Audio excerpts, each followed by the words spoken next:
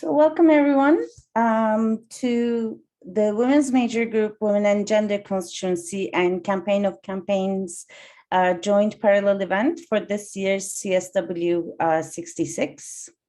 We are extremely excited and it's a wonderful collaboration. So we hope you enjoy our busting of the myth of false solutions today. Before we begin, please allow us to do some accessibility and logistics notes. We will have interpretation available in Spanish and French. Please make sure to select the language you would like to listen to the meeting in, as well as speak in. Even if this is English, please make sure that you select English, because we will have speakers speaking in languages other than English. So this will allow you to make sure that you can listen in English. Please do not remain in the off channel to make the work of our interpreters easier. And it is also possible to turn on closed captions for Zoom, for automatically generated closed captions. Andrea Vega-Troncoso and I will be your accessibility coordinators for today. So if you run into any accessibility issues or technical problems, please write to us directly in chat and we'll be happy to support you. In this meeting, as in all our meetings, it's very important for us to cultivate a safe space. And for this reason, any discriminatory remarks, hate speech, denial of self-proclaimed identities, anti-rights discourse, and other forms of discrimination against the folks and groups speaking in these meetings will not be tolerated. If such an incident occurs, the person will be removed from the Zoom platform after one warning. Our feminism is intersectional and for the liberation of all people in all their diversity.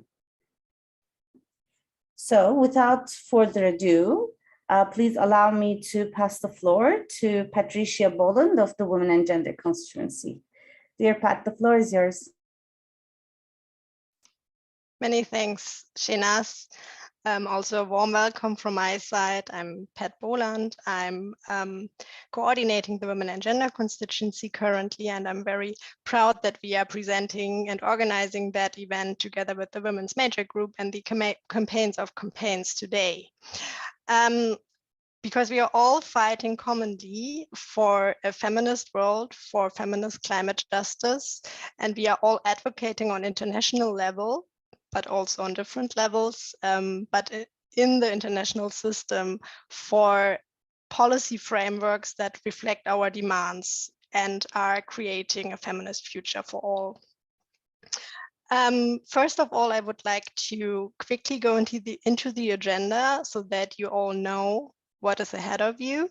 And I'm really glad that we have so many great and famous speakers with us today that will debunk the myth of false solutions together with us. So after a short icebreaker, which you're all invited to join, we will go into 3 frameworks that we are introducing to you today. They are not covering all false solutions to the climate crisis around, but few and very important ones that we are advocating against at the moment. So on net zero, we have Melania and Tali further explaining what this first sight harmless concept is actually about and what we have to look out for. Then we go into the concept and narrative of nature-based solutions. For that, we have Corina de la Plaza for us and Vanun, who will explain more why nature-based solutions are not as inoffensive as they look like. And then last but not least, we have Neth and Panganga explaining further for us what is behind geoengineering and what solutions can be expected from them and what we have to look out for. After that, I'm inviting Tetet, Mishi, and Kavita to join into a discussion with us of how feminist solutions should actually look like and what kind of macro demands we need to protect us from false solutions and business as usual. And last but not least, Andrea will introduce us to a final call to action that we are not leaving that space desperate and hopeless, but that we actually know where we have to go to next. So why are we talking about false solutions today? We know that the climate crisis is increasing gender inequalities. But women, girls, non-binary, and gender expansive people are also at the forefront of fights and struggles that are fighting against false solutions and that are actually leading radical movements that are calling for climate and feminist justice. Nevertheless, we also know that we are often silenced and the voices are shut down or violently. So we are seeing that despite the knowledge of everybody that we are in a deep crisis, there are powers that are fighting for a business as usual system. They are trying to fix a broken system with solutions that can be exacerbating the inequalities that we see today and leading not to the solutions of the climate crisis, but actually digging us deeper into them. We have also seen that the IPCC is already taking up part of those solutions into scenario calculations, because when we are not drastically reducing emissions and changing our system, the argument is that we will need those solutions to be able to survive at all. So this is also why we are looking at the radical feminist solutions we need now, after we have talked about those false solutions. So we will further explore today what is behind the concepts that are around, that are taken up extensively, not only in the UNFCCC, but also in oceans conferences, in the CBD. And we have the chance now at CSW to really focus more on gender equality and make sure that those solutions are not part of this conference and demands, but that we are actually proposing the right solutions that we can take up in other processes. So we hope that you all go out from this with a better understanding why some of those concepts are really harmful and what arguments can help you to fight against them. And of course, it's also for collective movement building, because only if we are working collectively, we can change the system. Now I've already been talking a lot, so I would really like to actually pass over the floor to you and give you the chance to think and demand what feminist climate solutions actually mean for you. For this, we have prepared a Mentimeter. I hope that most of you are maybe on the PC and are able to change between different tools. We will also use the Menti later again, so it makes sense to start now. And I'm posting the link for you.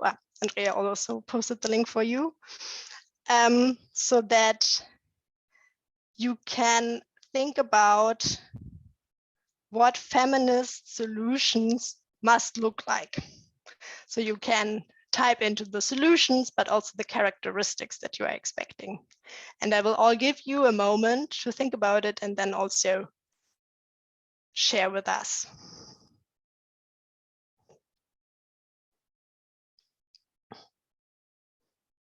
Please let us know through the chat in case you have any problems to access the link. But that looks already amazing. We have an intersectional, gender just,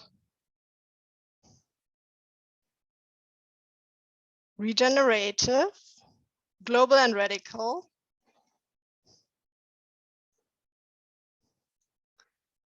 transformative,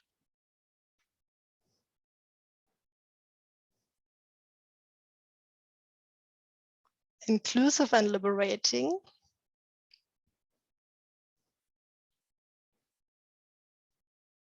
from local to global, we must say.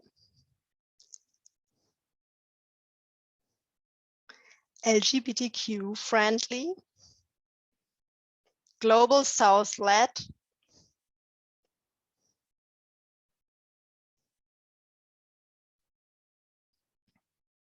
improving living conditions, and shifting power. And I think you can continue typing in because it's getting nicer. And I think helping us a lot later also for the global call for action. But I will just end the little word cloud with the anti-colonial feminist solutions, and would like to take that keyword and demand to our first speaker, introducing the problems or the problematics about the net zero framework.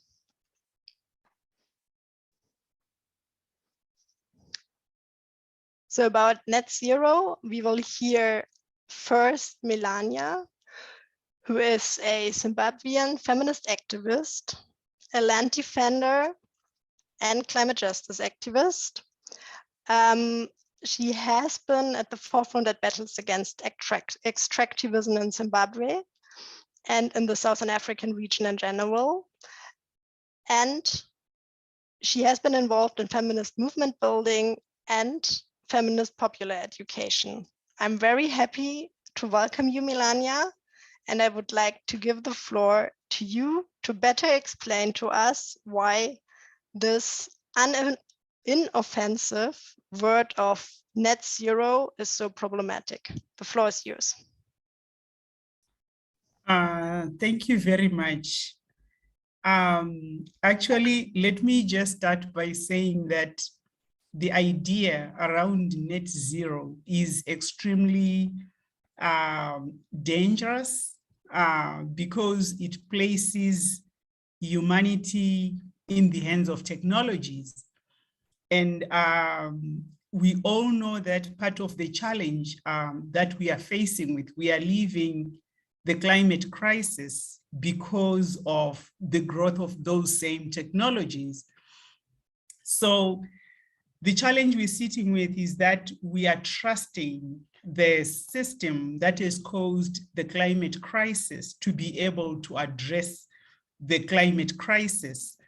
And let me just start with saying that, you know, when the people, I would say that climate change is a phenomenon. I know that there are a lot of debates, but I know that this is something that was discovered by farmers. But of course, we all know that usually it's attributed to some scientists because the knowledge that farmers hold, and particularly women are holding, it is often pushed to the periphery in favor of knowledge that is Western, that is masculine. And so after that realization that, you know, we are emitting excessive greenhouse gases and we are facing a catastrophe, there was a need for people to think about what do we do? How do we solve this? And the solution, if we would ask any woman who is an indigenous woman, a peasant, working class, an activist, anyone who understands how the problem that we're facing was caused by the growth of industry, excessive profits, putting profits ahead of people, the person would say, let us abandon an economic system that is harmful to the environment. That is what would make a lot of sense. Let us move away from the use of fossil fuels. Let us move away from unsustainable consumption. But you see, the solutions that were offered were to say, we need to make sure that we remove carbon dioxide from the atmosphere. And this is where this idea of net zero comes from. The issue was not about, let us transform our production processes so that we stop polluting. Their solution was, let us create some carbon sinks, and let us do carbon capture. Let us introduce concepts like red forests. Let us plant more trees. And this has been very prominent at COP26, that, you know, we need to plant trees and plant trees. And really, the global leaders are not talking about transforming the production processes. They would like business as usual. And therefore, their solution is, let us trade in carbon, let us burn and pay, right? Let us burn fossil fuels and we pay. Let us burn fossil fuels, and then we come up with some models, some scientific models, you know, using the models to determine that if we would produce things this way, our goods this way, this is so much that we are going to contribute into the atmosphere. And now these are the number of trees that we are going to plant. And whilst I'm talking, I just want to make it clear that all the trees in the whole world are not going to absorb all the carbon in the atmosphere. That is not going to happen. And therefore, this net zero is the biggest fraud. That when we look at all corporations, this is what they are focusing on. And this, the biggest danger for me is that it is not talking about how the challenges we are facing are because of global political systems, global economic systems that have been producing and producing and producing. They are not talking about that. In that space, I see a threat to this space, particularly for the women who are producing food, the feminists who are challenging neoliberal capitalism. It is closing, because we are being alienated from being part of the solution. But what we all know is that there is a problem that was created by capital. There is a problem that was created by the so-called global leaders. And this needs a transformation of the production processes. And I have often had some discussions with people arguing that, oh, you talk about the alternatives. Where are the alternatives? And I'm always saying there are women who are living those alternatives. The way that women who are food producers, who are working in what we call the informal sector, and the women who are indigenous are holding this knowledge. And they are living those solutions through exchanging seeds, through having seed banks, protecting their seeds and protecting their environments. I've often said to people, you know, land defenders are actually a solution to climate change, because they are defending their lands from capital. They are defending their lands from unsustainable production. And women had been protecting our forests anyway. A lot of women in Africa, in the global north, their lives and their well-being is extremely tied to the land. Our lives are tied to the land. And therefore, when we start talking about we need to be planting more and more trees, but they were not the women that were responsible for deforestation. And women all over the world have been protecting those lands, because the way we see development, this extractive development, that the whole world is focusing on. And extractive meaning extracting minerals, extracting women's labor, extracting forests, extracting rivers is exactly what the women are against. And now let us also look at this net zero and the trees which are being offered as well. I've been to Uganda and I saw the indigenous people, the women who are friends of Zoka, which is a forest, right? Defending their forest from artificial trees, right? I'm saying artificial trees because these trees are not indigenous. They were given to them so that they can be able to plant more forests, revive their forests. And the people there don't believe that their forests need any revival. The people there, they would like their trees, they want to preserve their trees. And you know, as I was just talking to the women to say, but what is wrong with the trees? They said, the trees are not conducive for our climate because they grow so tall and their roots go so deep. They take all the nutrients in the soil so that all the other plants are dying, right? All the other plants would die and that one tree species would survive. And the people are not comfortable with destroying their indigenous nature, like their indigenous forests. People who who have a relationship with the land, with the forest, they know that they need to have agroforestry. They know that a number of tree species need to live together. Just like as feminists, we believe that people in their diversities, we need to live together. That is the concept that a lot of the indigenous people believe in. But then we see the system bringing in new tree varieties into our indigenous forests. We see them keeping forests under the REDD+ projects, denying people of their forest resources so that they can keep on polluting and so that they can tell us that we are working towards net zero.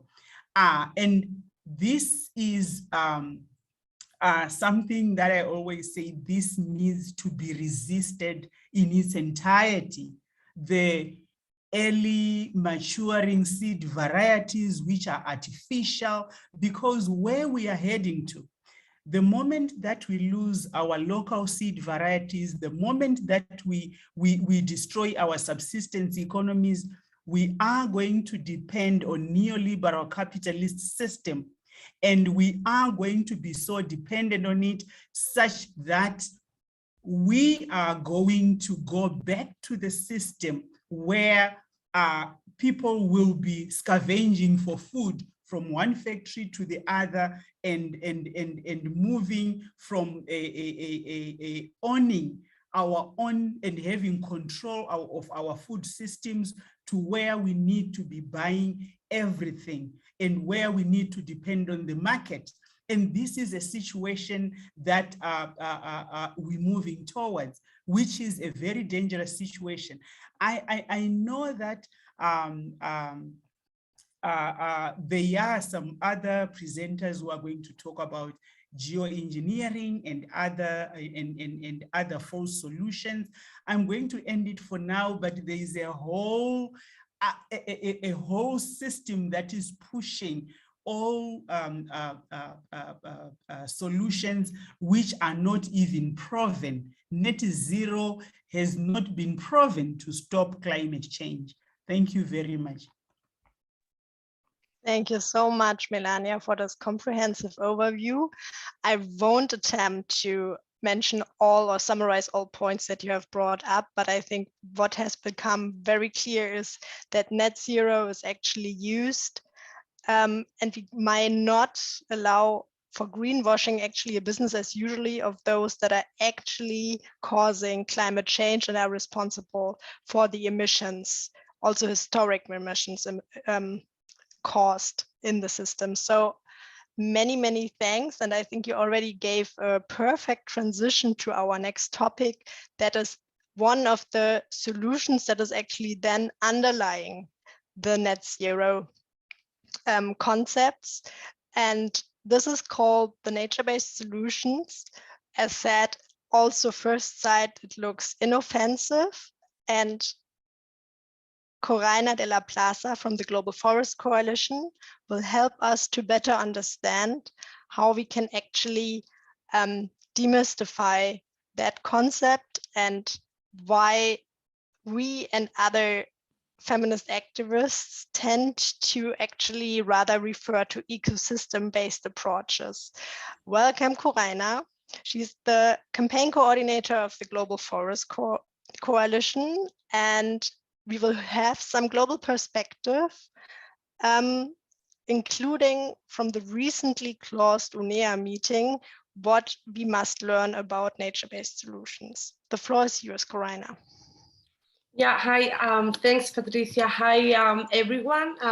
Yes, it's just been said that my name is Coraina. I'm with the Global Forest Coalition based in Spain, and I'm really excited to be part of this event and contribute to the discussion and demystification of false solutions. So an important part of the work we do is focus on the drivers of deforestation and therefore on of climate change too. And this includes tackling and advocating against the identified false solutions and analyzing from a feminist perspective climate and forest related policies. And in some, certain policy making spaces, and also how these policies and spaces, how they many times enable, support, and in fact promote false solutions that go against the very same crisis that they are in principle trying to address. And in this sense, one of the concepts that have gained a lot of momentum throughout the last few years and that shelters a lot of false solutions is the term nature-based solutions, or NBS. And this is nature-based solutions is a concept that was introduced in the early 2000s as an umbrella concept for ecosystem-based approaches, but also to mitigate climate change and biodiversity loss. But because this concept, NBS, broadened the scope and it was very ill-defined, it was very vague, it opened a very dangerous window that many actors, both from the public and also private sphere, are taking advantage of this window and of the ambiguity around the term to brand highly questionable practices as green, and also to rebrand old false solutions such as land-based offsets and plantations and so on, with a more how to put it, a more fashionable, a more catchy name. So yeah, in summary, NBS, nature-based solutions, is being used as a catch-all kind of term. And this ambiguity means that it can include everything, meaning it can include the good, the bad, and the evil. And at the international level, I think there has been a few key moments where throughout, mainly during the last few years, where NBS have gained a lot of momentum. One was when the International Union for Conservation of Nature, that is IUCN, put forward a definition of nature-based solutions in 2016. However, this definition, which has been one of the most often used definitions, for instance, didn't explicitly exclude false solutions like land-based offsets, carbon markets, and plantations, and so on. And it wasn't also an official agreed definitions by parties. Other two key moments for NBS where it has gained a lot of popularity was in the 2019 Climate Action Summit, and also in the United Nations Framework Convention on Climate Change talks last year on the UNFCCC negotiations last year in Glasgow, where it was a floodgate of NBS commitments, pledges, but also net zero. We've actually seen many attempts to introduce language on MBS at international climate and biodiversity policy making, including in the UNFCCC, but also in the, for instance, in the Convention on Biological Diversity, the CBD. However, it was difficult to keep that MBS, luckily. It was difficult to keep that language there because, as I said before, there wasn't an official agreed definition by parties. Unfortunately, this has very recently changed because European Union sponsored resolution on MBS was very recently approved at the UN Environmental Assembly at UNEA that took place just a few days ago in Nairobi. And this means that we now have this official definition that has been agreed by parties, by governments, and that could potentially and very likely be mirrored or used in other processes like UNFCCC or the CBD. And as I say, this was very recently approved, and we still need to do further analysis and see how this evolved, but unfortunately this resolution keeps some of the main concerns and problems around MBS. Like it is doubtful, for instance, whether carbon offsets and biodiversity offsets are still part of it. And there is also in the resolution, it asks for a significant enhancement support for MBS, which opens, of course, the doors for a lot of more of MBS investments in things like monoculture tree plantations, RED projects, and other fall solutions. And in fact, another issue that I like to touch upon is that one of the most popular activities, but also dangerous proposal that we can find under the nature-based solutions umbrella, and also part of the strategies to achieve net zero commitments is, and this was mentioned by the previous speaker, is tree planting. And while, you know, for instance, gender responsive and community governed tree planting initiatives of local tree species can be really beneficial and be very good for communities and climate, what we are talking about in most cases when I say tree planting is monoculture and commercial tree plantations, which are mainly based on alien and invasive species. And these initiatives are in most cases, or many cases, handled by corporations and government with very little community engagement. And yeah, so in fact, plantations are one of the most common and commercially attractive nature-based solutions that are being proposed nowadays. But monoculture tree plantations don't bring any of the benefits that forests bring. And in fact, in most cases, they lead to land grabbing, to displacement and eviction of communities from their lands.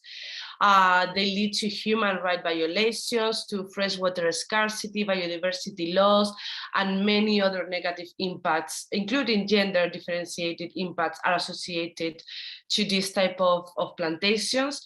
They also can only store a fraction of the carbon that forests can store.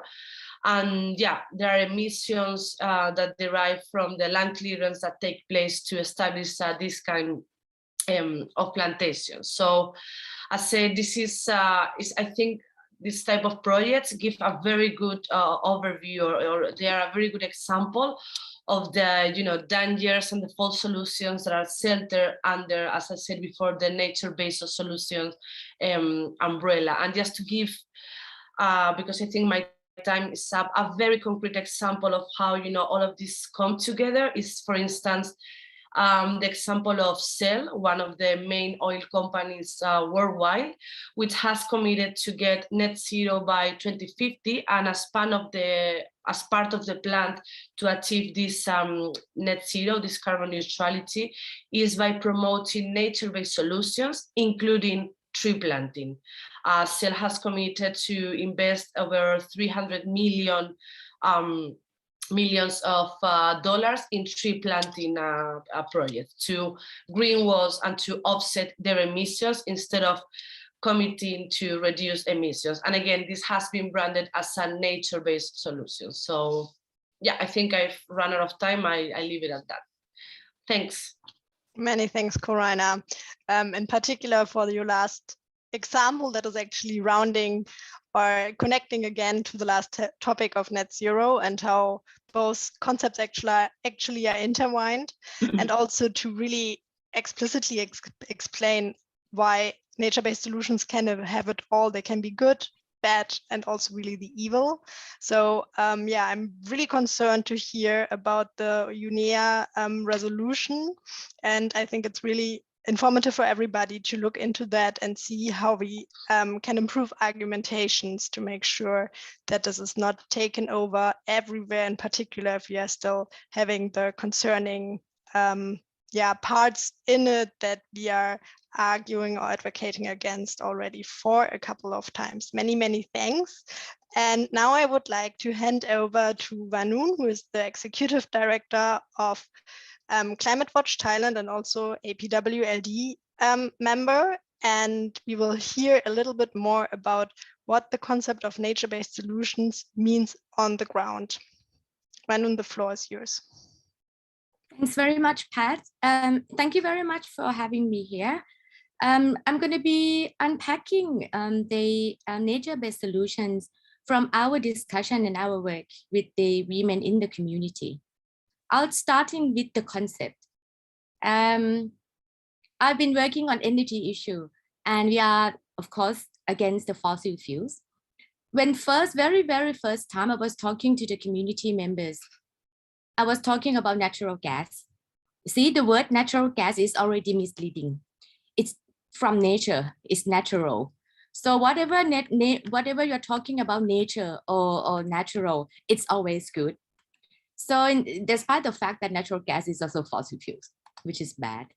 And now I'm starting to talk with the communities about nature-based solutions, which is about nature. And to the community members, they were saying this is very misleading, because communities are already doing and practicing something which is aligned and also consistent with the nature. So when you're talking about nature-based, it's always like along with the nature. So I think the whole concept, when it is dealing with carbon trading, and when it is in the hand of big corporations, and sometimes in the hand of the government, it is really dangerous. That's how it gets into a dangerous concept of the nature-based solutions. And when we unpack this, we have to also look at what the government, like for example, in my country, is doing. They're using nature-based solutions as part or as a tool to remove communities out of the forest, because they want to conserve the forest to sequester carbon. Whether they would like to sell it as the credit for Thailand, that is another thing. And also we see that it is a tool for the private sectors, especially in big corporations having their business on fossil fuels, like coal and natural gas. I'm using the word fossil gas. It's being used by those who've been trying to find solutions for their emissions. And I think from the community perspective, it's more on why for communities themselves, they are using and they are living and having their life and livelihood aligned with the nature. So that's for them, it's quite really a challenge in understanding and trying to unpack it. But when we link it to who's using these nature-based solutions, that's really clear in terms of this concept has been implemented and also is promoted by big corporations as a way out to continue their business as usual. We have seen a number of companies and big corporations in Thailand who are really welcoming the nature-based solution as part of their strategy to become net zero or become carbon neutral. And we have also seen the list of the companies are growing. And what Thailand is doing now is creating a voluntary carbon market. And when it's launched, a number of companies are welcoming that and trying to get into this voluntary carbon market. And the strategy is, one of the strategies is to do the nature-based solutions. And that means growing trees and also and trying to be verified the amount of carbon sequestered in that plantation. And what has been going is the verification process is very stringent, even though it is a voluntary. So what it means is communities in that particular forest area are going to be removed out of the forest because that forest needs to be a place to store carbon. Any disturbance to the carbon to be leaked, that would cause the undelivery of the amount of carbon. So that would also limit the use of the communities in order to access and to use the forest, and also to go and get some kind of non-timber products in the forest as well. So we have seen that a lot of challenges and also limitations that would be happening to communities, and especially women on the ground who've been living their life and making their life out of the forest. Like forest for them is a supermarket. So they go and get food. So the limitation for them to access the food in the forest would also limit and also violate their right to food and to adjust themselves to the changing climate. So this is a very dangerous concept. And also we have seen a number of companies who are already doing it. And we still, a number of communities are also fighting for it. But of course, I mean, in terms of when it gets into the market and get the money, so that has already created some of the conflict between communities as well. So yeah, it's more on unpacking this to the community themselves, and also to look into who's really benefiting on that and who's getting away from the emissions. So and the whole thing is not really the real solution to the climate impact. I would leave it like that, Pat.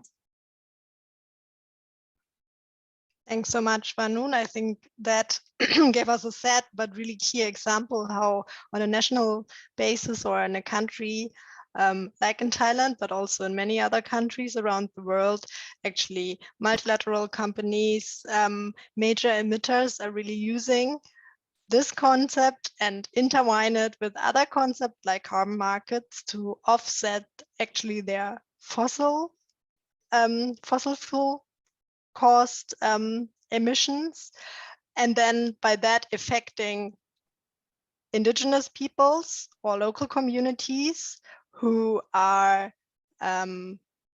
actually not able anymore to secure their food sovereignty and are not able to access their land and forests anymore. So I think this gives really a clear picture how the concepts can be used in a very, very perverse way, and show us why we have to advocate against them much more. Many, many thanks, Vanun. And this is already transferring us also to the last concept that we would like to introduce, and all of you have probably already heard about, which is geoengineering. It actually summarizes different technologies underneath, and we have now Neth Danyu, who will explain us more what we can understand under geoengineering, what technologies belong to it, and what we have to expect in the future. Neth is the Asia Director and Coordinator of the Action Group on Erosion, Technology and Concentration, also known as the ETC Group, and is based in South Philippines. I'm very happy to have you here, Neth, and the floor is yours. Thank you very much, Pat. Thank you very much, colleagues, for inviting ETC Group, etc. Group to speak in this parallel event. I'm actually sharing this slot on geoengineering with a colleague from the Indigenous Environment Network, Panganga, who will be speaking from the perspectives of grassroots, particularly indigenous communities, and how they have been actively opposing geoengineering on the ground.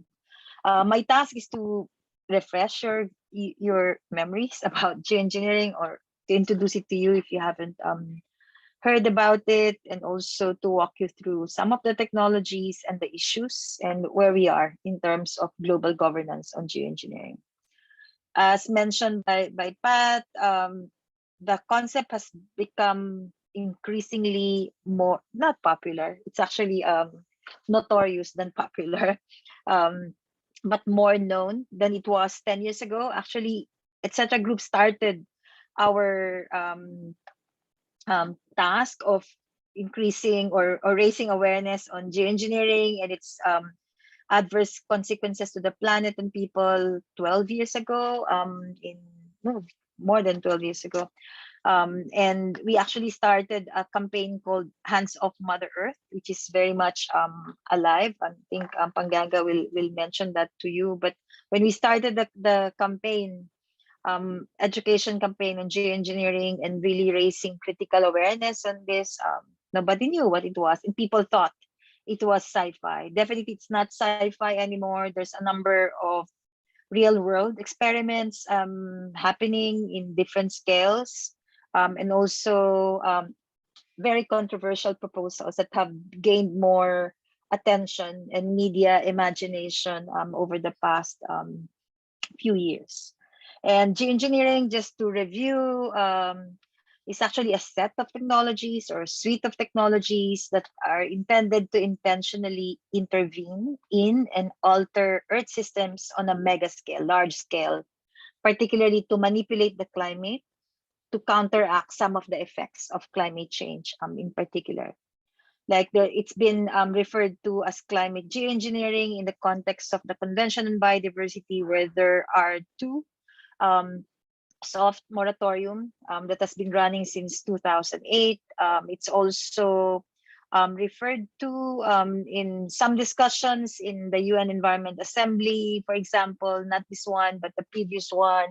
There was a resolution filed by the Swiss government to govern geoengineering.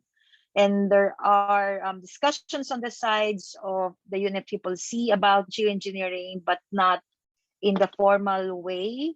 There are many different concepts where where geoengineering has been lurking behind. You probably heard about carbon capture and storage, or carbon dioxide removal, or solar engineering, or maybe even this new concept called climate altering technologies and measures, or CAT-M. So that the terms are actually evolving over the years, and there's also the IPCC, in particular, since IPCC AR4 has been tackling geoengineering in different ways, all very critical, by the way, on all very, very cautious. And it's also in the IPCC, the special report on 1.5C that came out a couple years ago, that geoengineering was actually split into two terms that they said are far more concrete. One is carbon dioxide removal, or CDR, and the other is solar radiation management. And there are even attempts to just apply the term geoengineering on solar radiation management. There are officially three sets or three categories of geoengineering. As I mentioned, carbon dioxide removal, which are actually the technologies that remove greenhouse gases from the atmosphere after they have been emitted. Now, I mentioned carbon capture and storage, also direct air capture, like all these artificial trees, like our colleague earlier was talking about artificial trees, engineered trees, but there are really artificial trees that are being developed to capture carbon from the atmosphere. They call that direct air capture. They are in no way looking like trees. They're very ugly. They're like huge air conditioning unit that are aimed to suck carbon from the atmosphere, process that, and split that into different substances, and keep the carbon part underground.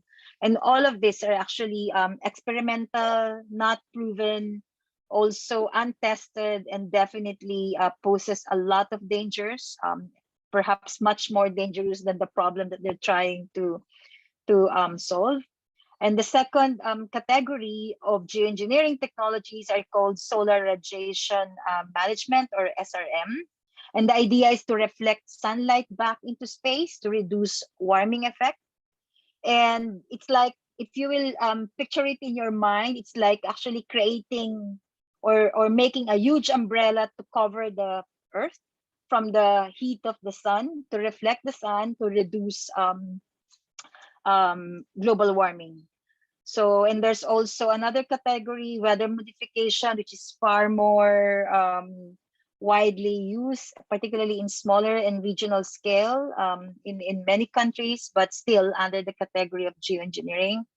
And all of these technologies I mentioned are actually untested, very unreliable, and poses a lot of dangers to the planet and people. And all of them are technological by nature. They are technofixes. Talk about false solutions. Geoengineering is actually the embodiment of false solutions.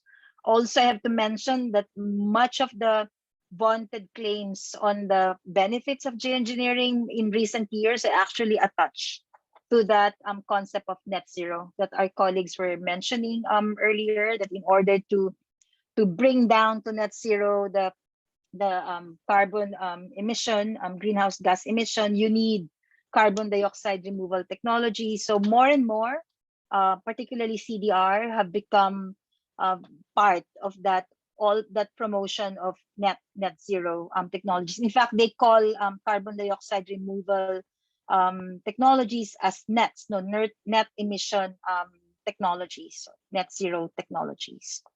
And as I mentioned earlier, there are some ongoing real life or real world outdoor experiments on geoengineering, particularly on carbon dioxide removal.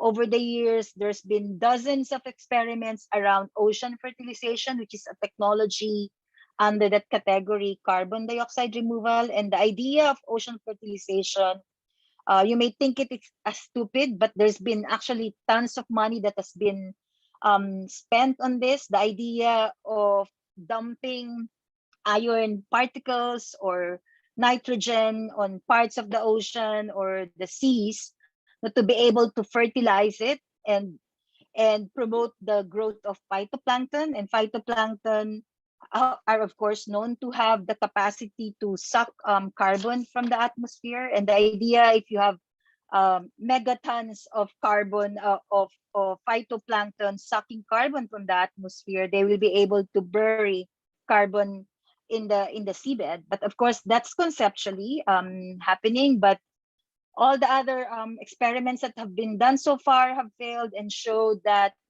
thanks to the food chain, not all of the carbon that phytoplankton suck actually are buried in the seabed, but actually escape back into the atmosphere.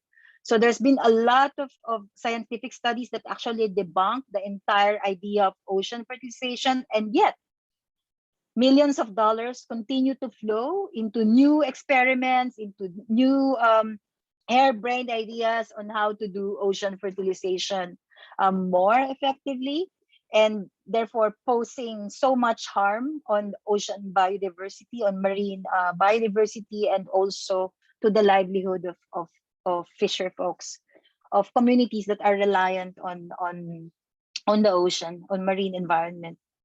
So you have all these crazy ideas that are techno fixes that are being actually experimented largely by institutions in the north, in developed countries, and run mostly by, surprise, men, white men. And it's not just from me, but actually many literature actually take note of this, that most of the geoengineering technologies are actually ideas that are developed and are being invested on, but in terms of time and money, by men, and also funded by, some of them are actually funded by philanthropic organizations such as Gates, for example. So just to also go through the issues on why are we, not just because it's just it's a false solution, not just because it's so north dominated, but because of the key principles that none of these geoengineering techniques actually aim to address the root causes of climate change. As mentioned by previous colleagues who spoke, none of these false solutions actually address the root causes. They may partially counteract some of the symptoms, but none of them address the fundamental issues about fossil fuel production, about massive industrial production and unsustainable consumption patterns, deforestation.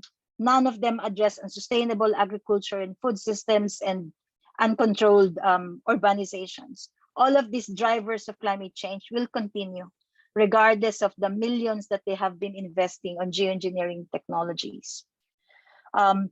Also, there are computer simulations and studies that have been done across many institutions in the North that actually show the potential impacts and unintended consequences on ecosystems and ecological balance of many of these technologies. I mentioned ocean fertilization, and then I mentioned solar radiation management, which actually brings in adverse consequences as a result of termination shock. Just to mention that solar radiation management was actually inspired by a natural consequence, a natural phenomenon, sorry, namely volcanic eruptions. So they have observed over the years, particularly when Mount Pinatubo here in the Philippines erupted in 1991, that volcanic eruptions can actually cause cooling globally. When Mount Pinatubo erupted in 1991, climatologists observed that the global temperature actually cooled down by 0.5 degrees over 2 years. So they said that if we can simulate the eruption of volcanoes as massive as Mount Pinatubo, then we can buy time and cool the planet. So they are in these harebrained ideas of how do you mimic the eruption of volcanoes.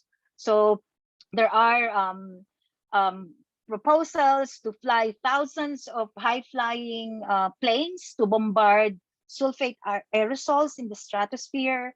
There's an ongoing study spearheaded by Harvard University to create this stratospheric balloon that also will bombard particles into the stratosphere to create that umbrella or that blanket that will shroud the Earth in the stratosphere to cool down the planet. And they say if you do this every 2 years, then you will not have termination shock. And termination shock is actually what our nightmares are made of. No, it has actually adverse consequences on the planet. It could actually change hydrological patterns. It could actually create massive drought in areas beyond our imagination. So they said to avoid that, you actually do solar radiation management every 2 years. And they said it will be cheap, quote unquote.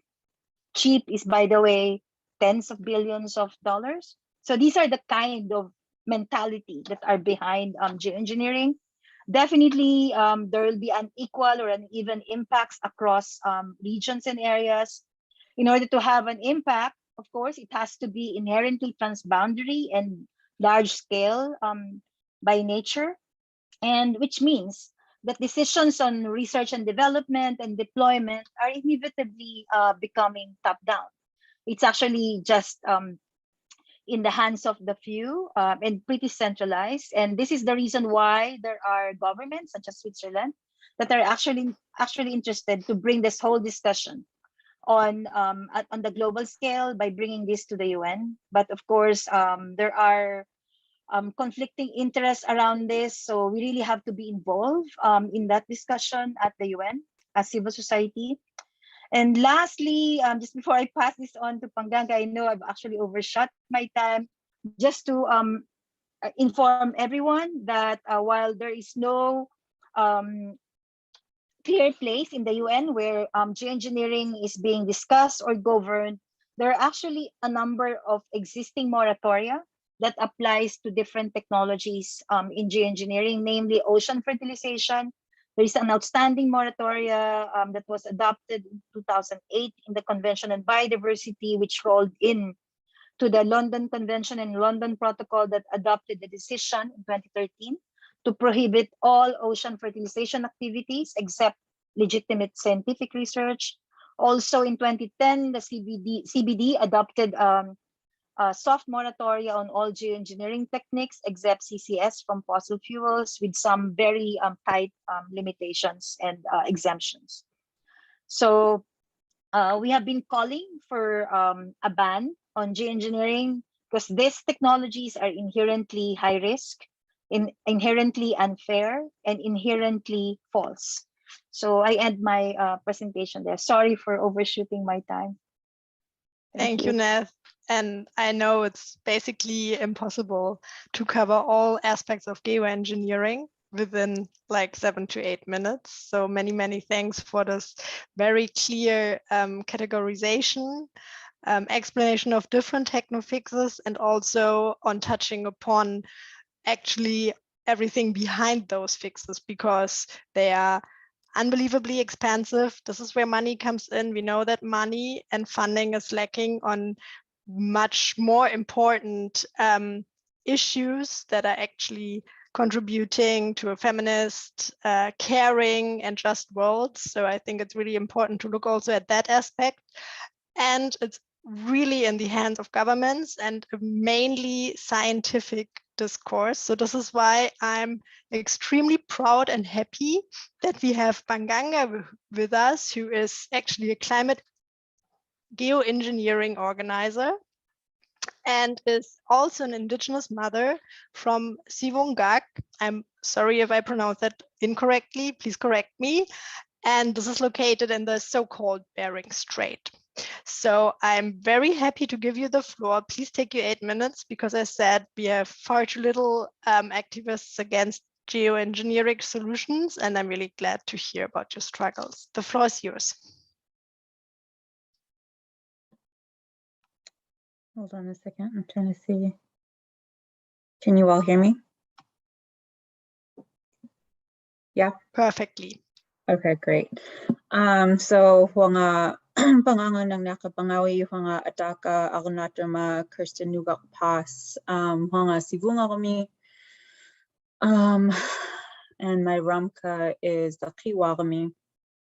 I come from an island between Alaska and Russia, what is called Alaska and what is called Russia. And in the 1800s, in the name of capitalism, the whale population that my island relied on was decimated. And during the Cold War era, there was a military base built on our island. And when it was time for that base to come down, the troops were told to cut the lines, take a backpack and leave. And in doing so, the fuel from their base and all of the chemicals from their base spilled out into a lagoon that we relied on to subsist. Our children learned how to swim in that lagoon. And this resulted in many health issues, including high rates of cancer. So anybody who was living at that part of the island, if they interacted with that lagoon at all, it's not a question of if you get cancer, it's when. And in Alaska, in our region, when we've spoken about history, elders have shared with us that there were also experiments with radioactive iodine, where people were injected with radioactive iodine to see if our bodies would survive more in the cold, and for other reasons. And so the notion of our bodies being used as sacrifice zones to see if technologies are safe for white bodies and for white people. The notion that our lands are sacrifice zones for the pursuit of capitalism and colonialism, it's not a new concept. And this concept of geoengineering is woven into that same theme. And so this includes all the geoengineering that Neth had mentioned, including CCS, carbon dioxide removal, and solar radiation management. And those are the ones that I'm going to focus on. We all know that indigenous communities are least responsible for global emissions and were the first to experience the impacts of global warming. Those who are responsible for expediting our extinction meet and agree on very reckless policies that use language such as net zero emissions and nature-based solutions. We recognize that these are cheat codes that really mean business as usual. A cap and trade carbon market that allows for offsets also equates to greenwash disaster capitalism, such as dangerous theoretical geoengineering techno fixes that are generally tested on indigenous lands. All of this is done without free, prior, and informed consent. So under the umbrella of solar radiation management, we include a technology created by a person called Leslie Fields, and that project is now called the Arctic Ice Project. It's being tested in Utqiagvik, which is near my homelands in the Arctic, among other places. This project proposes to dump hundreds of tons of synthetic silica hollow glass microspheres across locations that include the Beaufort Gyre, the Fram Strait, and the Himalayas. Currently, this so-called technology is being tested on ocean ice on a lake in Utqiagvik, and it's being done with no tribal government consultation, no environmental impact statement. And the supposed idea is that the material will increase ice surface albedo and give the ice a chance to thicken, quote unquote, buying time to combat climate change. Arctic Ice Project technology is unproven, and it diverts funding and attention away from solutions that we know will work, like keeping fossil fuels in the ground. Indirectly, this prolongs human rights violations such as resource extraction and toxic exposure to people from indigenous lands. The experiments do not appear to take into consideration real-life environmental factors such as snow covering the beads or the Arctic's tropical storm-forced winds carrying them into unintended areas. There's been no formal and publicized consultation with tribal government or nonprofit tribal governing bodies. There has been no consultation with indigenous rights groups who are organized around the Marine Mammal Protection Act, such as the Alaska Eskimo Whaling Commission and the Eskimo Walrus Commission.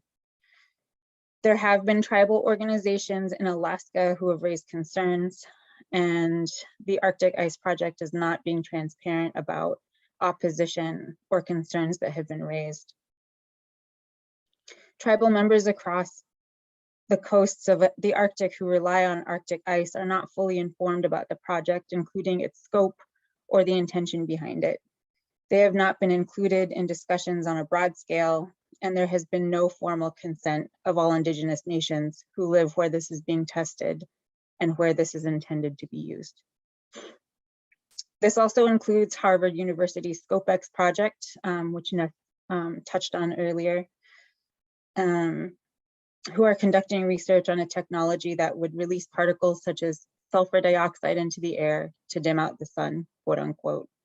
The Sami Council was informed after several unsuccessful plans to conduct field tests over US territory, US indigenous territory. The ScopeX research team moved their first part of the experiment to Sami territory. Apart from possible negative consequences of the technology itself, the indigenous peoples in the United States underlined that the testing would violate the sacred relationship between Mother Earth and Father Sky, and they effectively stopped the experiment from proceeding in the United States. The planned experiment would be used to see the effects of different aerosols. This would be to later advance modeling of stratospheric aerosol injection, a technique in which aerosols of diverse substances would be released about 20 kilometers above the Earth's surface, while the testing itself would be small and potentially have, quote unquote, no or minor impacts, or so they claim. The Sami Council view these tests as a first step toward legitimizing the stratospheric aerosol injection. technology to be further developed. So this also includes dangerous and unproven technologies under the umbrella of carbon dioxide removal, carbon and capture, a lot of which is used for enhanced oil recovery. It's unsafe, ineffective technology with billions to support it and billions more to be gained. These technologies result in carbon credits or carbon equivalent credits, which are then turned around and sold to large polluters, such as fossil fuel companies, and this includes planting trees. Planting trees can result in carbon credits.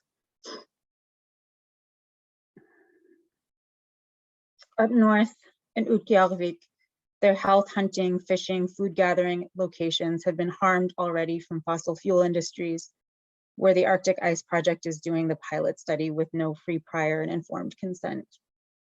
They operate out of a naval-based research site through contract with a for-profit native corporation, which is not the same as consultation with a tribal government. Indigenous peoples have served as the testing grounds for new technology. They did it when testing nuclear technology in the Marshall Islands. They did it when they injected Alaska Native peoples with radioactive iodine. And now these techno fixes. None of these mechanisms have firm law governing their use. Some of these technologies may deceptively appear less lethal than others. Even if this were true, we must keep in mind that once a technology is approved and there is a governance framework in place, it sets a dangerous precedent for others as well. I'm going to wrap up here pretty soon. So there's a direct connection between colonization, white supremacy, patriarchy, capitalism, militarism, and extractive resource industry, including geoengineering experiments, which are part of the same destructive machine.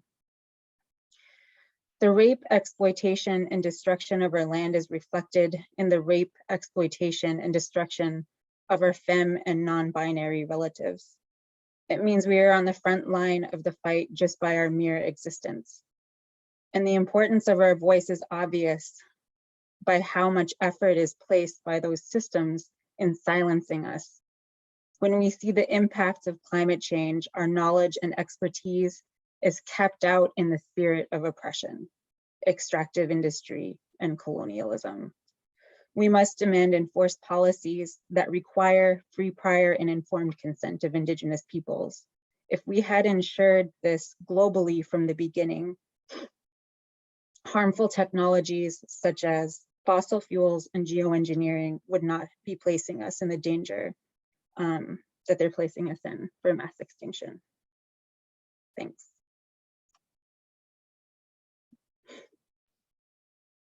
Many thanks, Panganga. And I hope that we hear more from you in our call for action on how to support each other and really make sure that these harmful technologies are not further continuing and writing history. And I think this was really enlightening, in particular for me, to put the geoengineering tests actually in a historic continuity of testing technologies on Indigenous peoples' land, and also to understand that Indigenous peoples' rights are hurt and violated. Their lands are grabbed, but also, or your lands are grabbed, but also that your bodies are used for experiments. So I think this is really important to understand, in particular, looking at the fact that Indigenous communities have really not contributed to the climate crisis that we've seen today, but rather offer solutions for us. So many, many thanks. And I'm also glad that you all had a little bit more time to give your inputs and explain more, because unfortunately, Tylee Terena has not been able to join us due to connectivity issues. Tylee Terena is from the Tirena Nations and Indigenous Agricultural Community in Brazil. So I'm really glad that we could hear from you as the last speaker now. And I will share, or we will share, Tylee's presentation afterwards with all of you, that you can still hear or read what she would have said. So very sad about that. But also now we would like to give you a little break to lean back and digest what you have just heard before we go into our discussion round. So I would like to hand over to Shenaz now to start with an inspiring movie, and I hope you enjoy.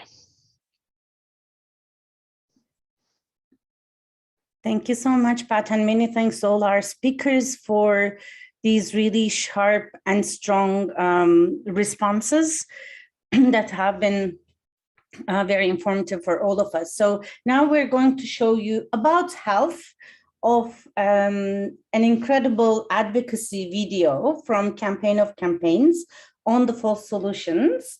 And then later on, we will share the link in the chat as well if you want to amplify it and also watch the full version. Sorry, I will need to share again because I forgot to share the sound.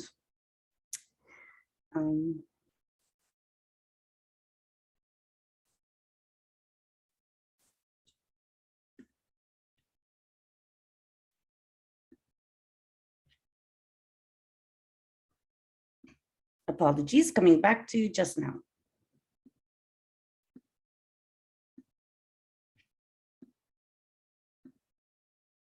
Here we are. The Net Zero Emissions Campaign! It will stop climate change! Everything has been scientifically calculated to mitigate emissions. Here is our formula. Suppose our emissions are 100 million tons of CO2. In that case, we just need to get a forest with, let's say, 100 trees. So we solve the equation. If the forest absorbs the carbon dioxide emissions, 100 minus 100, we have 0 as a result! The best thing is that we already have plenty of trees! Yes! We just need to preserve them and prevent illegal logging! You might be asking yourselves, how do you protect the forest? Get into the carbon market! If you are a wealthy nation generating enormous amounts of CO2 emissions, buy carbon certificates! You will be able to keep your emissions without affecting the corporations in your territory. And you will receive a nice green certification. Everything sponsored by the taxpayers!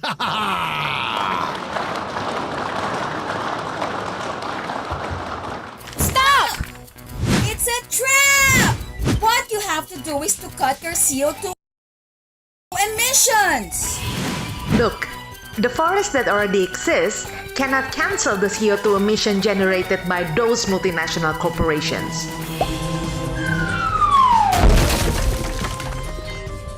So they're actually proposing to continue with the fossil fuels extraction while making us believe that forests alone can cope with the burden of eliminating all that CO2.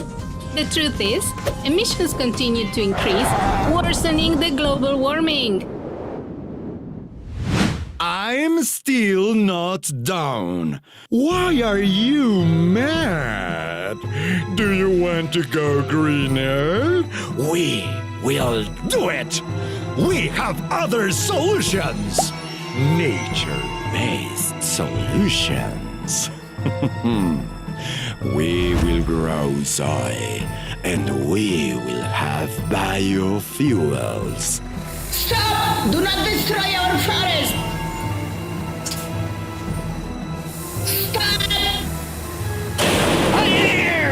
As I was saying, this is how we stop climate change! And we create jobs!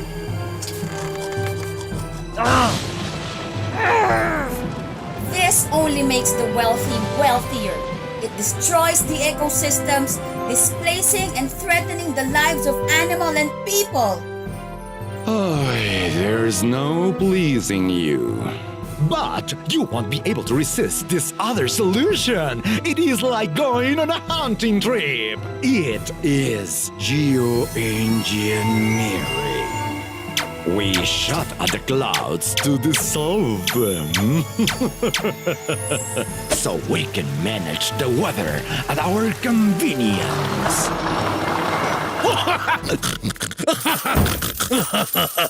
Isn't it wonderful? That's despicable! While the governments continue with their false solutions, the planet is still suffering.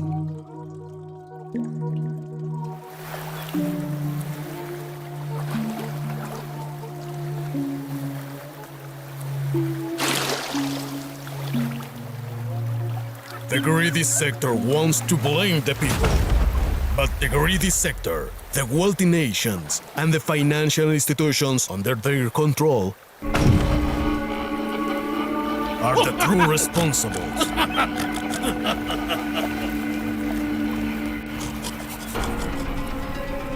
They have been destroying the planet for centuries.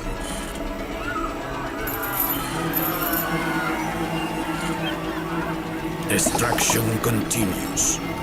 The greedy sector gets no satisfaction. Help!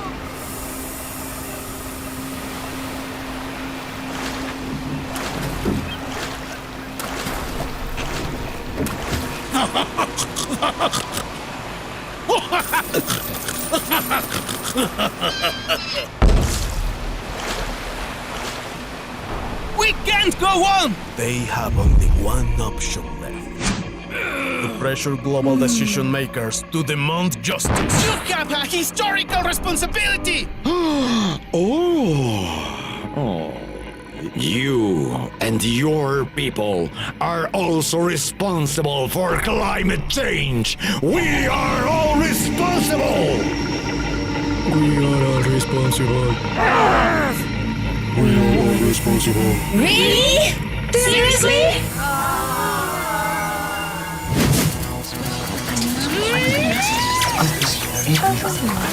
Increase the power.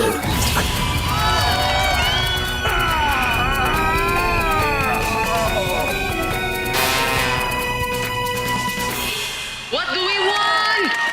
Climate justice! When do we want it?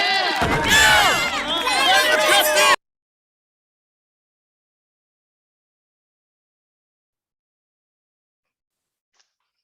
Thank you, Chinas. I hope you are all still with us or able to get back now to the next discussion round where we just connect to the video. Now we demand climate justice and will further discuss on how feminist solutions look like against the climate crisis. I'm giving the floor in a second to my colleagues Kavita, Tetet, and Mishi, who just will have the time to introduce themselves quickly once they start speaking, because we have a little overrun of time. So it would be great to have the discussion where you can also raise your hands in about 25 minutes and then have or 20 minutes and then have a wrap up in 5 minutes and our call for action also in 5 minutes. I hope that is fine, Kavita. I think you can do anything happen, and I give the floor to you. Hi, everyone. I'm Kavita. I'm part of the Women in Gender constituency, and I'm here with my good friends and colleagues, Tetet and Mishi. So Tetet, you want to go ahead and introduce yourself? Yes, I'm trying to keep the energy up at 11:30 p.m. in Manila. And I'm sure it's what, 2 a.m. in Sydney? It's 2:30 a.m. for me. So oh, wow. Wish me luck. Definitely. We have a lot of great inputs, and I'm really, really looking forward to having this conversation with everyone. Hi, Mishi. Hi. Are you all good? And sorry for staying a bit late. All good, Mishi. All good. Mishi is also joining us from Geneva. So as you know, this is mostly a global space. So thank you to all of you who are doing very late hours or very early morning hours. we thought, because we've just heard so much from such a great lineup of speakers, whether there were any questions, any burning questions. We don't have a lot of time, but it would be good if we could just interact a bit with the participants. And if any of you had any questions that we could perhaps elaborate more on. Anybody? Or if you just want to throw it in the chat.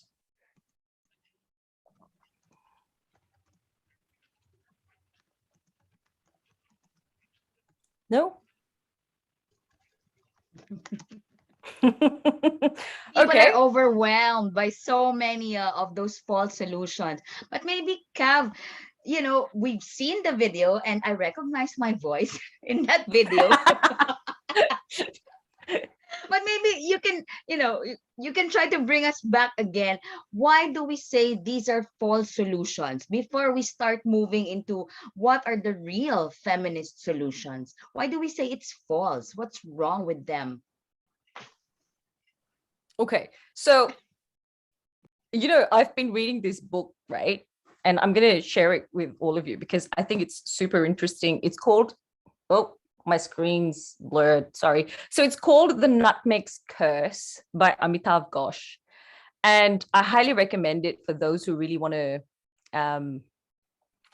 you know, understand the climate crisis, but really the injustices that have led to the climate crisis. Because I feel that those of us who work in this space, and because we've been doing it for quite some time, we actually forget to connect with a lot of activists in other spaces and even just the general public about what climate injustices are. So for a lot of people, it just comes across as a technological or a scientific problem that requires a technological and scientific solution. But what we've actually really heard is that these injustices are actually grounded in the legacies of colonialism, slavery, genocide, which is manifested in patriarchy, systems of oppression that operate through capitalism, militarism, fundamentalism. And so colonialism, for many people, particularly the indigenous folks, people of color, gender non-binary and diverse populations around the globe, has never stopped. It's new forms, so neo-colonialism and neo-imperialism. And what we're now seeing is green capitalism or carbon colonialism. And all that means is that instead of conquerors coming in ships to invade and take over and exploit natural resources and labor, now they're doing it wearing suits in boardrooms in legitimate corporations. But the system itself, so the systems that we live, or rather, you know, all of us are more like trapped under, it still is a colonial, patriarchal, racist system that deliberately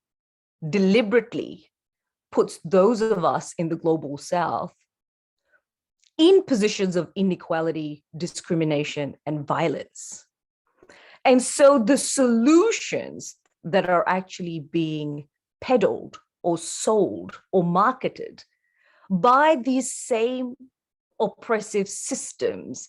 And Neff made a really good point, right? About, so who owns these corporations? Who owns the most wealth? And yes, they are white men. They're 23 or 26 of the world's richest billionaires are white men. And this is really important because we have to understand how wealth is being generated and who it benefits. So we know now from these presentations that it is corporations and the men behind those corporations that are not only making that wealth for themselves, but really ensuring that they keep multiplying that wealth. And that's why the solutions that they offer is unjust. All right. a very, oh, and I was going to read from my thing, but hold on. Give me 1 more minute. So this is something that I picked up, right? This whole conversation, a lot of it is about energy. And this is how energy works. I'm just going to read, give me a geek moment here. I won't be long, I promise. So it says, most contemporary humans are completely dependent on energy that comes from long buried carbon. So what is coal, oil, and natural gas except fossilized forms of botanical matter?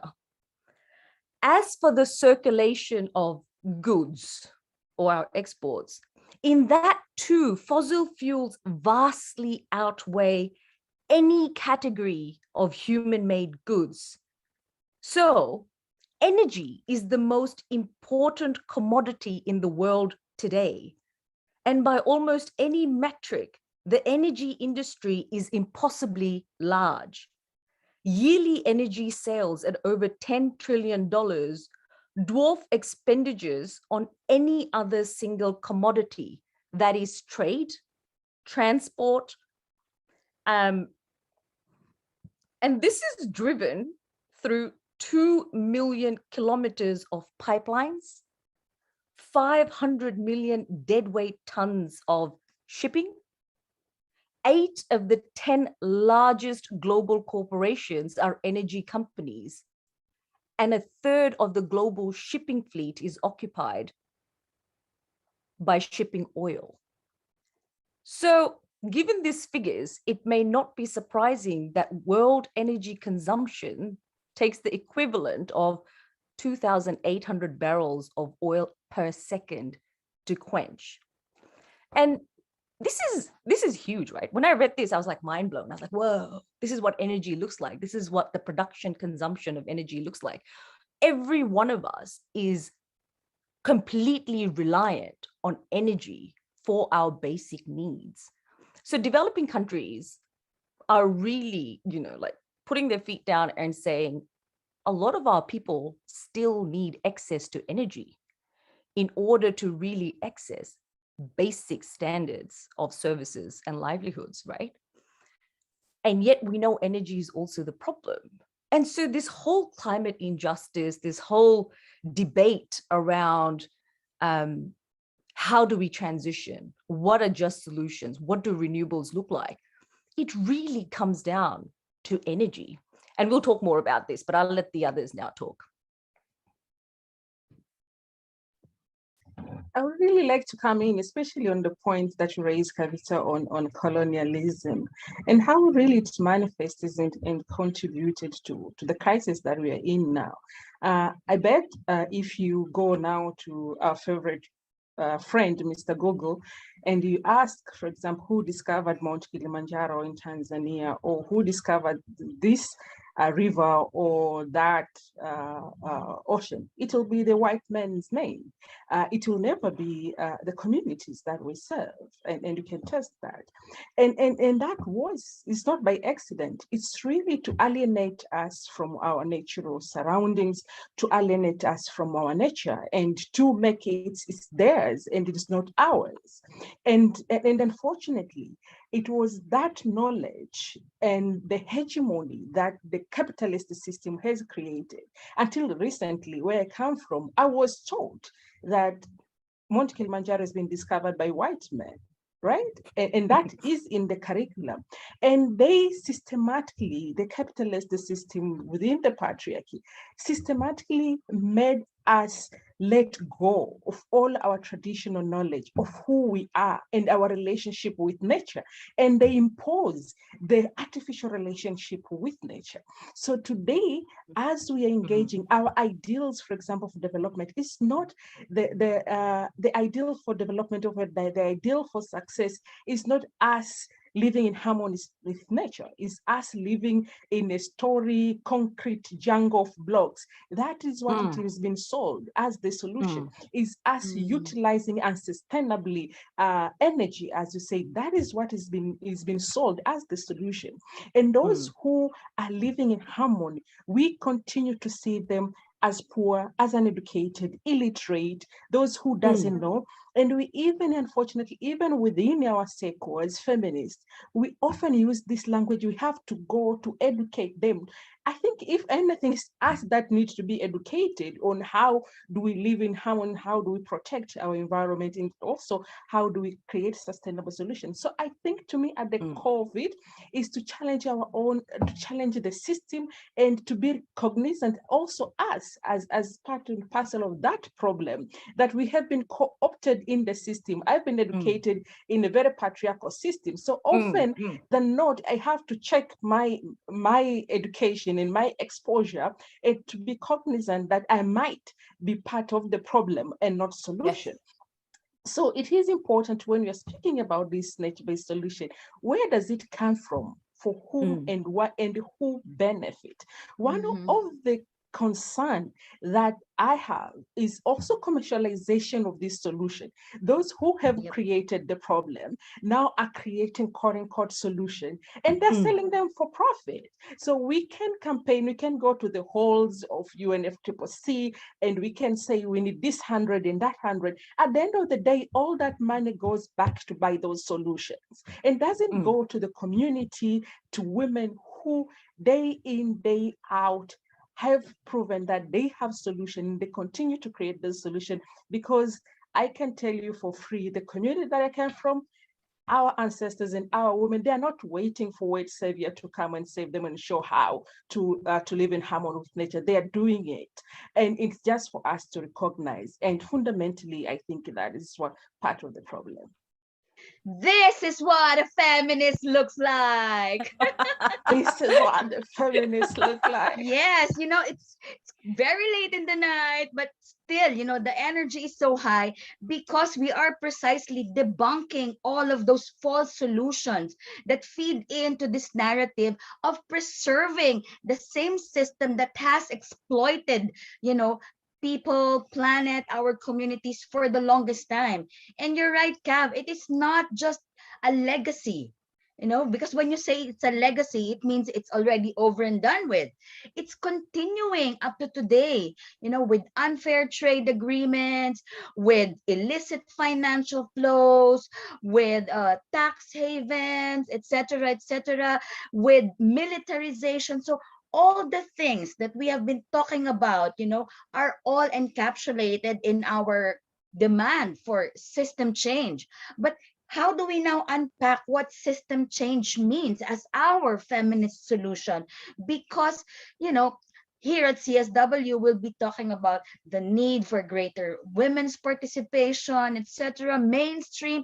I so hate that bullshit, forgive me. But I think mainstreaming into a polluted stream is, it's bullshit, and we should challenge that. We should always be, rising up and speaking truth to power, that without, dismantling all the systems that oppress and exploit people and nature, then we'll never get out of this shit. Right, Cav? We had that interesting conversation. Too many of those, my friend, too many of those. So, I mean, this is the thing, right? We have to recognize that the way the neoliberal agenda works is that it's very much entrenched, even in the processes that we're a part of, where we need to be to challenge it. So whether it's CSW, whether it's HLPF, whether it's UNFCCC and COP, we are constantly, again, very privileged, elite, white-dominated spaces, following processes and systems and structures and institutions that have been set up where our voices and our space is not only shrinking, but it's becoming rather tokenistic. And I recognize this, right? So what we need to figure out is, this is something that I'm sort of starting to learn, is what does affirmative sabotage look like? Which is, we are in the systems and we're trying to influence it, but we cannot, like in the COP spaces, It takes us 5 years to get one word into a document. And is that effective? And what more can we do? Valentina's got her hand up. Valentina, do you want to just jump in? Yeah, thank you very much. We'll have a very interesting discussion. It's very important. Of course, what are our next actions? I agree totally with that we need to continue our advocacy work. Absolutely, advocate, and inform the population and all women's groups to involve more women in our activity. I would like to mention only some points. In Europe, in Central Asia region, thanks to UN Women, we organized a very interesting sub-regional consultation, which very active involvement of civil society. And I would like to mention some points. Now we have absolutely new design. The war in Ukraine has created a new context. Along of humanitarian crisis, the war affects the environment. And now we need to identify the impact and costs, because nobody told now about the ecological cost of this year and other military conflicts. We need to contribute to ensure connection of climate justice work to peace building, peacemaking, and women's involvement in the process. Another point, of course, it's important to promote gender responsive budgeting for gender transformative intervention, for risk disaster reduction and climate adaptation in mitigation measures. We can discuss more, but we should work at all levels to push government, to inform population, and to strengthen the capacity of our civil society. Our position paper is placed on the website. I put the link, and all of you who like to know more, please see these documents. Thank you very much. And only in common effort, we can continue and can contribute to climate justice. Thank you.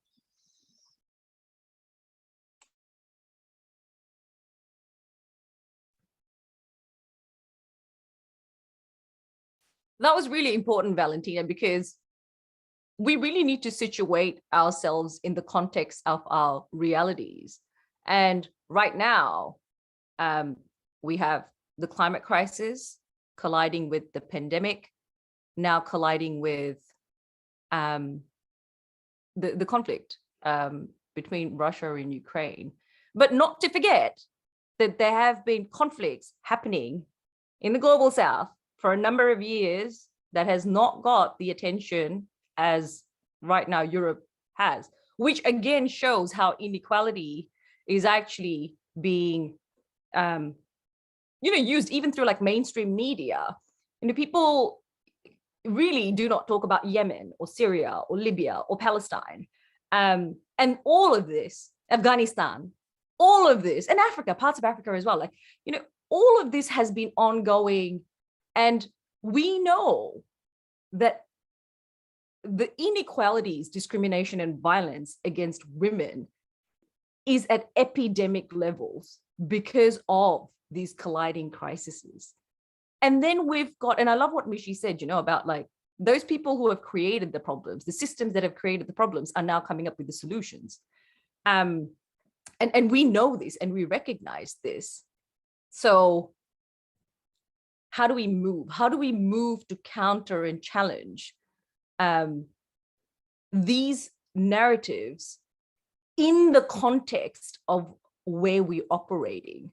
And I think there's a point that we should really bring up as activists also is, how do we as a feminist bloc remain resilient and strengthen our collaboration, solidarity, and care?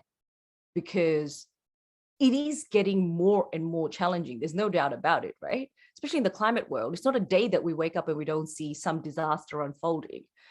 So how do we do that in the spaces? Particularly, this is really important. This is my first time being in CSW. So there's a lot that I need to learn and understand. But how can these parallel processes, which are generally very siloed, between HLPF, UNFCCC, the folks doing CBD desertification, UNEA, and what am I missing? CSW? Did I say that? Yep. How do we coalesce? How do we, UNDR? because the systems we're fighting in any of these spaces are the same. Wait, who's got the hand up? Shamala? Yeah, so many have been inspired to join the conversation. All right, we've got more questions. All right, jump in. Shamala? Thank you, Kavita. I'm Shamla from the Asian Pacific Resource and Research Center for Women. I must say that the sharing so far have been really rich, strong and insightful. And so from our end, we would like to share specifically on the nexus between climate change and SRHR, which is inextricably linked. So aligned with the discussion thus far, evidence, including studies by Arrow and other partners, specifically in Asia region, which is also at the forefront of climate crisis, reveal that the impacts of climate change are not gender neutral, and the pre-existing inequalities faced by women and girls in all their diversities are further amplified during climate disasters. Several factors, including their age, ethnicity, caste, class, marital, and socioeconomic status, ability, and educational level influence the extent to which women and girls are affected. And universal access to SRHR becomes even more challenging in the context of humanitarian crisis, as SRHR is already deprioritized in many countries and contexts, even before the onset of disasters. So when vital infrastructure are disintegrated due to a disaster, the access to SRHR become even more non-existent. So in such situation, the access to SRH services obstructed, leading to negative SRHR outcomes. This is also seen during the COVID pandemic when priorities shifted and the gender-specific needs of women and girls in all their diversities to adapt and also build their resilience to climate change disasters were deprioritized. So this is also relevant, especially in the ongoing conflict situation in Afghanistan and Ukraine, as Kavita was saying. So it is therefore, we feel it is really crucial to address the issues on the nexus between gender equality, SRHR, and climate change.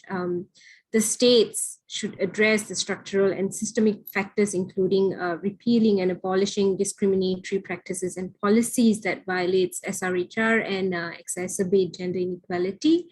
And also, we strongly feel that national policies, programming, and budget related to climate change and disaster risk reduction must incorporate gender mainstreaming and SRHR and include gender differentiated impact analysis of climate change disasters and gender equality in line with the Paris Agreement and the Sendai Framework on Disaster Risk Reduction.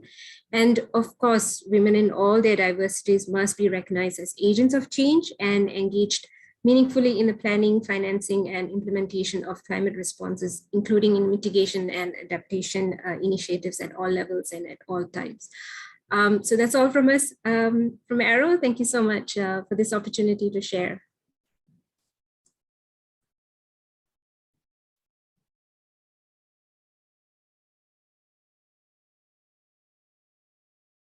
I see Faith. Ted, Mishi, jump in. I've been talking too much. No, I see Faith first, and then can wrap it up. And Cecile also has her hand raised for some We time might now. not have time for everybody though, so I suggest we go with one more question, if that's okay. Sounds perfect. Right. Hi, so can I go? Hello? Yes, Faith. Okay, so I think for me, what I wanted to share is not a question. I just wanted to share two solutions. So I think for me, in terms of dealing with neoliberalism and the ways in which capitalism has continued to influence the extent to which our governments can regulate the activity of corporations, but also the extent to which communities can be able to hold corporations accountable is for us to begin to demand review of bilateral trade and investment treaties. Because when you look at, for instance, bilateral investment treaties, one of the challenges we have is that they are designed to protect the rights and interests of foreign investors. And so then our governments are unable to regulate the activities of these corporations. Also, I put in the link something around the Energy Charter Treaty, which is also a framework which is being used by energy corporations to be able to challenge government action when it comes to, for instance, climate justice. And I think this is one of those areas that a lot of us feminists within the climate justice movement are not really confronting, and yet they are intrinsically connected to the extent to which we can be able to influence and to influence some of these changes. And then also in terms of financing, I think for me, one of the other things that we need to begin to talk about is the mechanisms and the ways in which the financing that has been made available is in form of loans. And yet we know that when we talk about, for instance, loss and damage and the permanent damages that have come out of the climate crisis, we can no longer rely on loan financing. So we need to talk about compensations and financing that's basically flexible to be accessible to communities. Yeah, so those are some of the things I wanted to share. Thank you.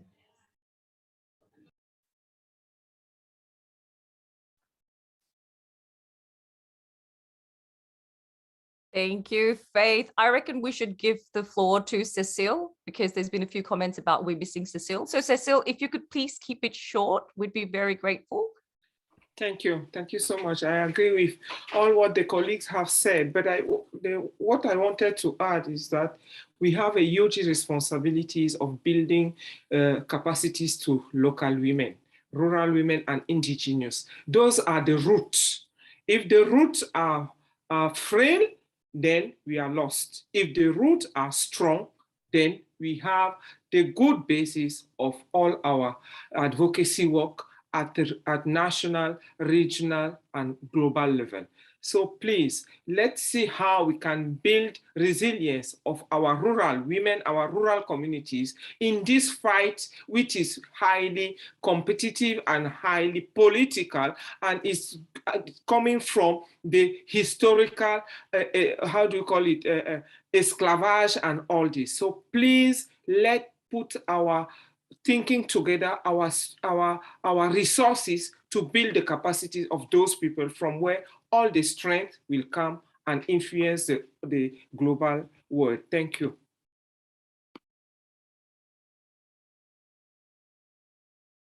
So I think quickly to answer your question, Kavita, on what do we need to do from here? And first, I think I need to acknowledge the contribution of everyone. But I think I really draw hope and strength from the work that feminists are doing now. I think our movement is becoming stronger, is becoming diverse. I think we're taking recognition and we're making deliberate effort to have everyone into open space. At times when even, it's not as comfortable, but we have that commitment that we need to have a stronger and inclusive movement. So that I think is a step in the right direction. But also most of the feminists has taken on now the hard work of documenting solution. So the work that has been done on gender justice solutions is an evidence, because it's one thing to say women are doing things, but we cannot put that in writing, you cannot record, and you cannot show, and you cannot put that evidence. So I think that is amazing work, which all of us should be proud. But also the work of financing feminist and grassroots community. So the Just Solutions grants that has been started as part of the Generation Equality Commitment is a step in the right direction. And more importantly, I think the work that all of us took to theorize, to imagine, and to dream for the better future. We are not waiting for somebody in a fancy university to do that work for us, but feminists have come together to start reimagining a different world. And I think, to me, that is an important step in the right direction. So I'm hopeful that the future is going to be better if feminists continue to take this work forward and continue to work together and build this amazing community of all of us. Thank you so much.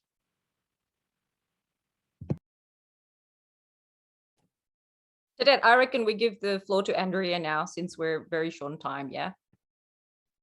Thank you so much, Kavita, Tetet, Mishi. Thank you so much for closing us off, especially with such strong words on how we're building more just worlds and more just futures within our movements. And I also want to thank all of our speakers who shared their knowledge on these false solutions. I have learned so much from you. So I just wanted to say that I'm so grateful for your time. And finally, I want to leave us with a final call to action and a short activity. If you'll just join us for a few minutes, I know we'll be a bit past our time. The final call to action is mostly centered on this need that we're talking about to build solidarity and power both across and within our movements for gender, climate, environmental, social, and economic justice, because that is really the crucial part of everything. That is where our hope lies in building this future together. Because together we must say no more sacrifice zones, no more land grabs, no more monoculture plantations and greenwashing, no more experiments on Indigenous and Global South lands and bodies. We need to denounce these false and dangerous solutions and put forth our feminist alternatives, like we've been saying, in the loudest and the boldest ways possible. Together we'll build this anti-capitalist, decolonial, and feminist world that we know is possible. And as we've been saying, it already exists in so many ways. This includes, like we said, asking for reparations and feminist finance for loss and damage, direct finance for gender just, grassroots, local climate solutions, divesting from militaries, war, and prisons, and instead investing in social protection and SRHR. And our call to action is that ultimately, without meaningful and real political engagement, without advocacy, as Valentina was saying, transformation is not possible. So our final call to action is asking you all to take away something from this session, a commitment as the people and as the folks who are here caring about these issues. We're asking you to join social movements, to join our movements, to do advocacy in different forms. So I want to share a Mentimeter with you in the chat. It's the same link that we used before. And I want to just ask you to write down what advocacy action or commitment you're taking away from our session today. This can be joining a local feminist collective in your city or neighborhood. This can be, if you're at CSW, for example, pushing for no false solutions in the agreed conclusions, learning about and joining struggles against mega projects in your region, for example, and building solidarity within your own movement. And it can also even be just redistributing your wealth and resources. So I invite you to join us in adding your commitment to the Mentimeter. You can also add your commitment to the chat if that's easier for you. And I'll read some of them out. So continue to call out false solutions and challenge rhetoric wherever I have the opportunity to speak. Using my positionality as a white person in the global north to hold those in power to account. Yeah, it's especially important for those of us in the global north to be calling on the governments where we reside, because ultimately they are the ones who hold that power, and we need to challenge them to redistribute that power. Someone said confronting neoliberalism, especially that which has been embedded in economic policies. So yeah, without taking up too much of your time, I would ask people to continue putting their commitments in the chat and in the Mentimeter. I also wanted to open up space before we head out to ask people to share any upcoming advocacy opportunities and resources. Shout out to Faith and Coraina, who already shared resources on debunking nature-based solutions. And Liana and Nikki already shared some resources on geoengineering. We'll also share those all with the people who registered for the event via email. But yeah, just wanted to open the space. I think also my colleague Katie wanted to share on events and a new projects that we have going on. I think you put it in the chat, but if you want to say it out loud as well, Katie, you're more than welcome to. Thanks so much, Andrea. I'll be really quick. We have a new co-convened space on feminist economic and climate justice, which is looking at exactly the kind of things we've been talking about today and really challenging those interlinkages of neoliberalism, capitalists, extraction, patriarchy, all of that. And we really want it to be complementary to and grounded in the work that you're all doing. So our global kickoff will be Tuesday, April 12th over Zoom. And there's a bit.ly in the chat, and I'll put it back in another time so you can sign up if you want to join us or have other ideas about how we can use this initiative to advance this specific agenda. Thanks so much. Thank you so much, Katie. Yeah, it'll be a great space to build across climate justice and economic justice movements. And I also think, Pat, you wanted to share something on the Women and Gender Constituencies resource on false solutions, which was released ahead of COP. But thank you, I see that you put it in the chat. Does anyone else have any advocacy opportunities that they would like to share that are coming up?